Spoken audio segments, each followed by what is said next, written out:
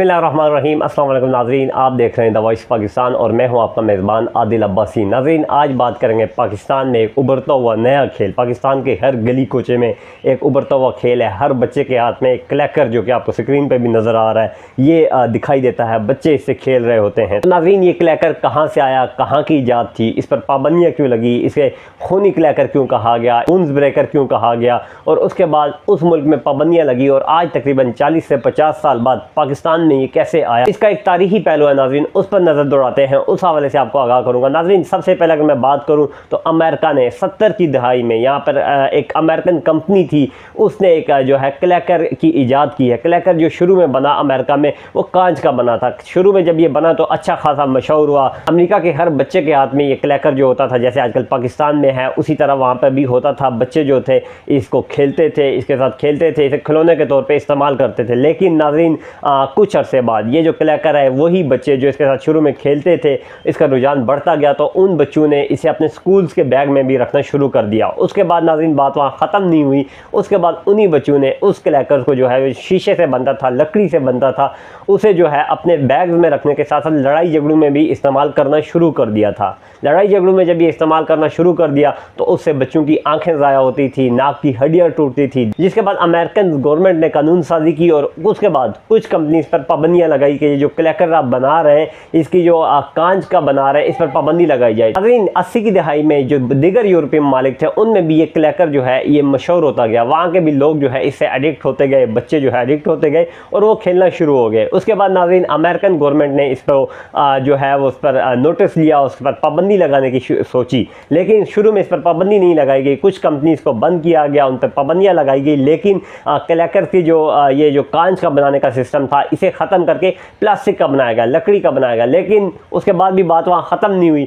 80 की दहाई में ये हुआ कि यूरोपीय ममालिक में भी इसका रुझान जब बढ़ता गया तो वहाँ पर भी बच्चों ने शुरू में तो ये खिलौने के तौर पे इस्तेमाल किया, लेकिन उसके बाद ये लड़ाई झगड़े में इस्तेमाल होने लगा। जब ये लड़ाई झगड़े में इस्तेमाल होने लगा तो इसका एक नया नाम ईजाद हुआ, वो था बूंस ब्रेकर। ये क्लैकर जो था, क्लैकर से बूंस ब्रेकर तक आ गया। उसके बाद नाज़रीन, अमेरिकन गवर्नमेंट ने एक कानून साजी की और वहाँ पे इस पर पाबंदी लगाई। नाज़रीन, अमेरिका ने इस कदर इस पर सख्त नोटिस लिया कि इस पर पुलिस का इस्तेमाल किया गया। किसी भी घर में, किसी भी पब्लिक प्लेस पे कोई बच्चा इसे खेलता हुआ दिखाई दे तो अमेरिकन पुलिस उसे गिरफ्तार करती थी। किसी भी जगह पे कुछ लोगों ने इसे छुप कर इस्तेमाल करना शुरू किया तो उसके बाद अमेरिकन ने इस पर इंटेलिजेंस बेस्ड ऑपरेशन करवाए।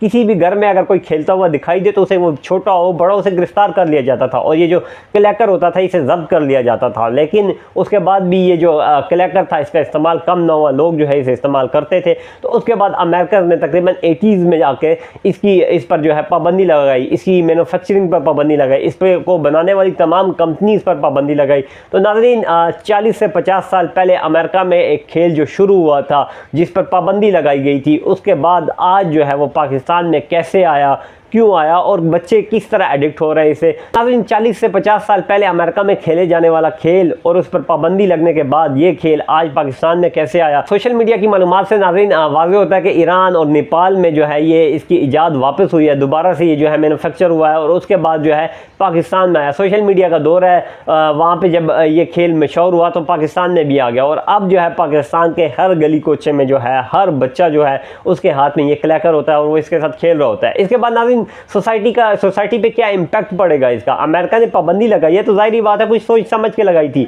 लेकिन हमारे यहाँ ये होता है कि एक तो ये सुकून में खलल डालता है। आप मसाजिद के बाहर देखें, मसाजिद के बाहर बच्चे खड़े होते हैं और वो ये क्लैकर टक टक कर रहे होते हैं और अंदर नमाज हो रही होती है। दिगर आप गलियों कुचियों में देखो, एक ही रो में 5 से 6 बच्चे खड़े होकर ये क्लैकर के साथ खेल रहे होते हैं। तो ये एक खौफनाक खेल है, ख़तरनाक खेल है जिस पर अमेरिका ने आज से 40 साल पहले पाबंदी लगाई थी और पाकिस्तान जो है आज से 40 साल बाद इस खेल को ईजाद कर रहा है। आने वाले वक्तों में तो इस कदर लग रहा है कि पाकिस्तान में इसका कोई वर्ल्ड कप होने जा रहा है अगर इस पर पाबंदी ना लगाई गई। आज सुबह में टिकटॉक पे देख रहा था कि पंजाब के मुख्तलिफ अजला में 14 अगस्त वाले दिन क्लैकर्स के टूर्नामेंट रखवाए जा रहे हैं। बच्चों को बुलाया जाएगा और नकद इनामात जो है 10,000 रुपये उसकी जो है वो प्राइस रखा गया है। आने वाले वक्तों में अगर पाबंदी ना लगाई गई, इसके पर कानून साजी ना की गई तो लगता है ये भी अमेरिकन की तरह यहाँ पर भी हड्डियाँ भी टूटेंगी, आंखें भी ज़ाया होंगी और दांत भी टूटेंगे।